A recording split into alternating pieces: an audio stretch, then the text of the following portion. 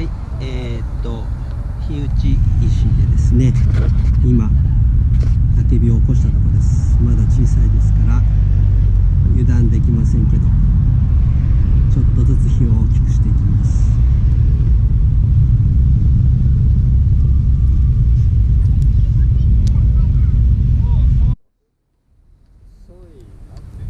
枝みたいなあれが結構つるみたいなのありますよね。片付けづらい。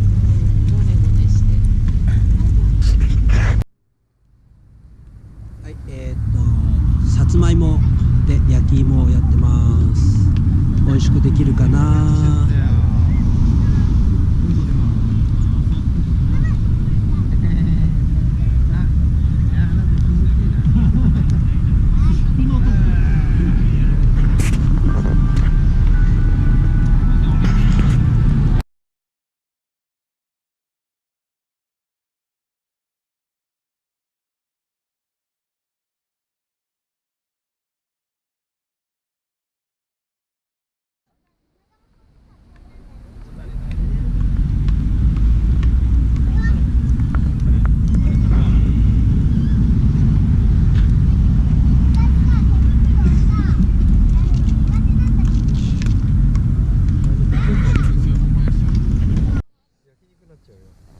唇濡れててよかったです。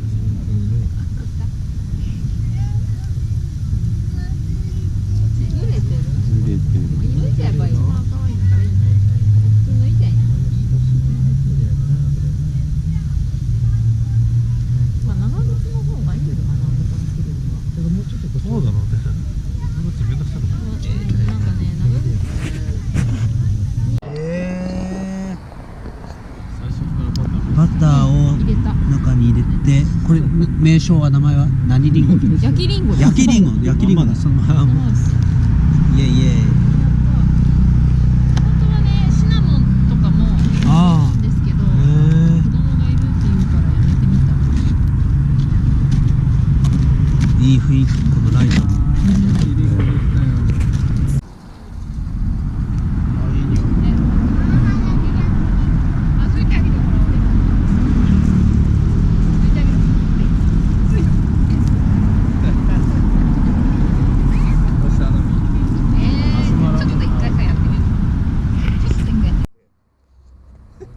早くやってテントウムシの会。そう、テントウムシ。可愛い。まだ行きますよ、多分。みーちゃんもやる気ある。今月2ぐらい。月にですね。あ、教わる？